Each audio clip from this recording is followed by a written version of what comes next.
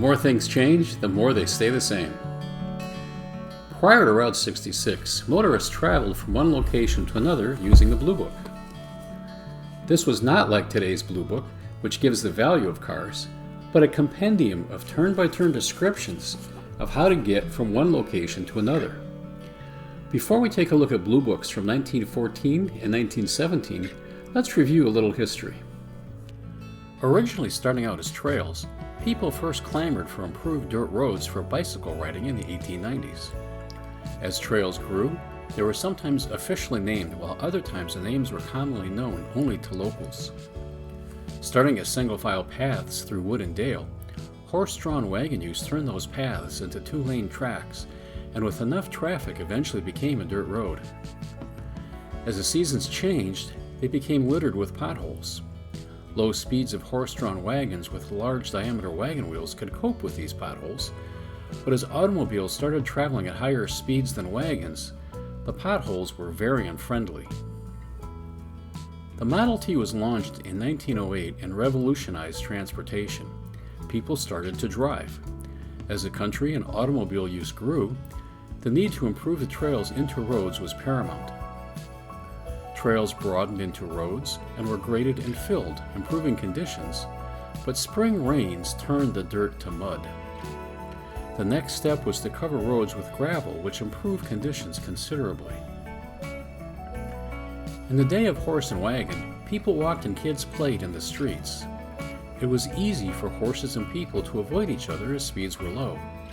However, the rapid rise of the automobile and their speed and volume of traffic, particularly in cities and towns, resulted in pedestrian fatalities. The need for roads designed for automobiles had arrived. The first asphalt road was laid in 1870, predating the automobile. The first paved concrete road built in America was in 1909, comprising a mile-long stretch of Woodward Avenue in Detroit, stretching from what is now 6 Mile and 7 Mile. Not surprisingly, the Model T assembly plant was located on Woodward Avenue, just a few miles away. Following the trend of paths becoming roads, Woodward was originally the Saginaw Trail, a footpath used by Native Americans. Woodward gradually became Detroit's Main Street, a dirt road stretching from downtown Detroit 27 miles to Pontiac. Woodward Avenue was fully paved in 1919, all 27 miles. The first concrete highway was built near Pine Bluff, Arkansas in 1913, a 23-mile stretch completed 5 years after the release of the Model T. Only portions of this highway remain. As the automobile age transformed the way we lived and traveled, navigating the smorgasbord of dirt, gravel, and paved trails and roads required following maps and guidebooks describing the routes provided by private groups and auto clubs. There were no official highways. One guidebook described a Utah location with the notation, "If you get stuck in the mud, build a fire and a local farmer will bring a team of oxen to pull you out." Cross-country travel, from places like Chicago to Champaign, Illinois, was accomplished by carefully following the directions in the guidebooks. The drive to open a coast-to-coast rock highway took root with many proposals. A rock highway was the term used to describe what we know today as a gravel road. The Lincoln Highway Association was formed in 1913, a non-government group that forwarded the idea of a gravel road running coast to coast.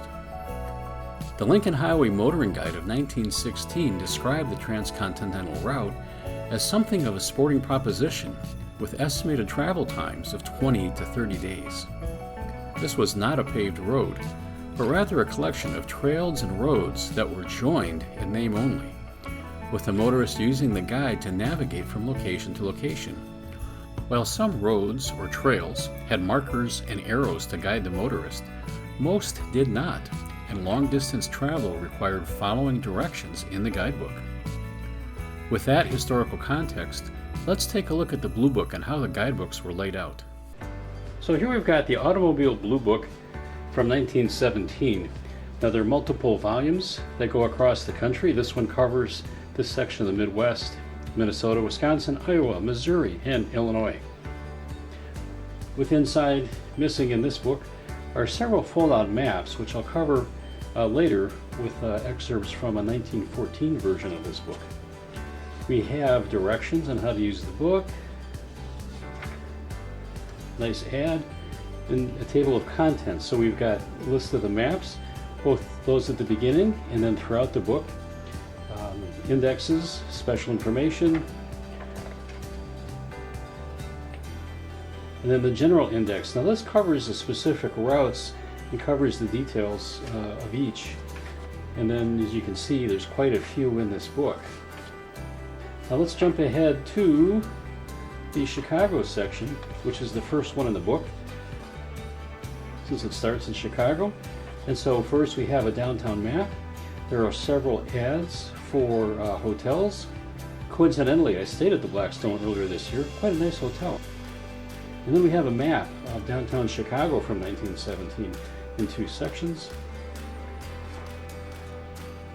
Be interesting to see this compared to the map of today and see what it looks like.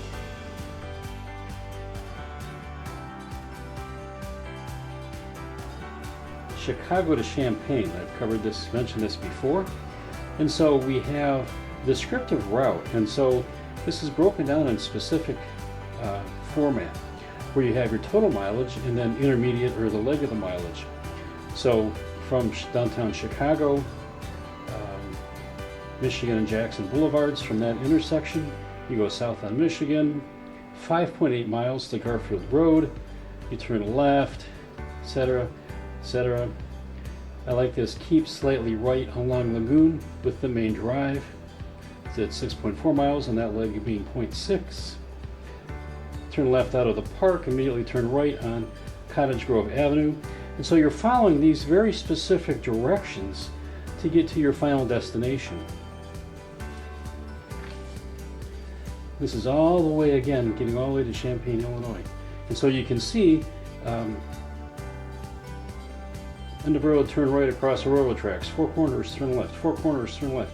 So it's not saying turn onto such and such a road, it's giving you specific directions and mileage of where to turn. Now you'll also see descriptions of the various locations within the book itself, which adds a little color, and obviously ads, since this was a paid publication back in the day. And I want to jump ahead to, there's a flavor for the motoring in those days. You have these ads, this specific list of ads in the middle of the book. You've got a come along or a winch to pull yourself out. Here's an auto puller winch which you bolt to the wheel of your car and use that to attach to a tree or post and pull yourself out. You've got chains. You have the driving gloves. Notice they come way up the arm. Your goggles or sunglasses, we would call them today, but to block keeping debris out of your eyes. Books, oil, etc. The one I like was this blue book holder. So if you've got this blue book and you're trying to follow these directions and you're driving down this open-sided car, the wind's blowing, so you can put this in here and help save your place and keep it straight. So that's our blue book from 1917. So these are the maps out of a 1914 version of the blue book. The first, we have a general index map. As you can see, it unfolds to a large size, and this has got the whole West US and the main routes with the cities in between, and then there's actually segment distances in there, too small to read, but that gives you an idea of where you're going and a general overview. Next, we have the same type of map for the individual states. This one is for Wisconsin. And following that, we have a topographical map, and this shows the basically the layout of the country, so we can see the hilly terrain, the mountains, etc. So you get an idea of what kind of topography or how difficult the journey is going to be as you wend your way from one destination to another. And then finally, we have the skeleton map. And the skeleton map is literally a skeleton. It just shows the locations and a line connecting them with the distances between them. It doesn't give you the intermediate cities necessarily, just kind of shows you the route without it being to scale. And so with those maps and with the directions that are in the blue book itself, and descriptions of the various destinations and ads for hotels and stops along the way. That's how people navigated prior to Route 66. As you can see from the Blue Book, cross-country travel by automobile in the early 1900s was quite the ordeal. In addition to the navigation, cars often carried 2 spare tires, and drivers had to be proficient in minor repairs and have that can-do spirit, braving extreme heat in the summer and cold and blizzards in the winter. Prior to the original 2-lane interstate road and highway system, there were no marked routes that went from one place to another. You had to follow your guidebook wearing your duster, a long-length leather coat, hat, and goggles to keep the dust, dirt, and mud off your clothes and out of your eyes. It took at least 2 people to complete a cross-country journey, one to drive and one to navigate. Wrong turns and backtracking added to the travails of cross-country travel. It was an adventure and not for the faint of heart. Challenging road conditions, poorly marked routes, and one's skill in car repair determined the outcome of the journey. The Interstate Highway Act of 1921 authorized the funding of 2-lane paved highways throughout the country, but paved roads didn't appear overnight. While the Lincoln Highway was a patchwork of roads and trails requiring a guidebook to navigate, Route 66 was one marked road. The theme song from The Wizard of Oz, "Follow the Yellow Brick Road," could easily apply to Route 66. While it wasn't paved with yellow bricks, when it opened in 1926 it was one marked highway, and all travelers needed to do was follow the signs. Originally a conglomeration of dirt, gravel, and paved roads, Route 66 wasn't completely paved until 1938.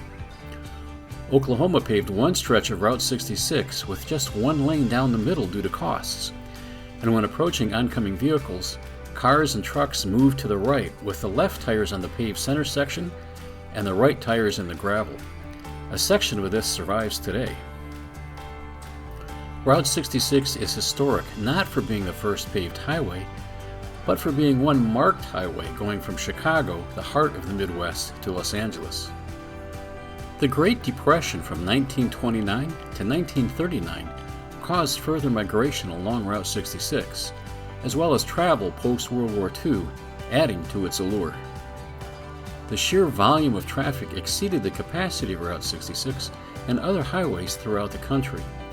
And in 1956, legislation was passed to create the interstate highway system that we know today. But that is a tale for another day. With the decommissioning of Route 66 finalized in 1985, Route 66 highway signs were removed. And yet, Route 66 would not die. People continued to search out Route 66 and travel the mother road, just as their predecessors did since 1926. States have posted historic Route 66 signs marking the routes. Many sections are well marked, while others not so good. In some cases, the original 2-lane road is gone. Some sections remain, but are poorly repaired and not for the faint of heart. A few sections remain, but are simply abandoned, overgrown, or undrivable.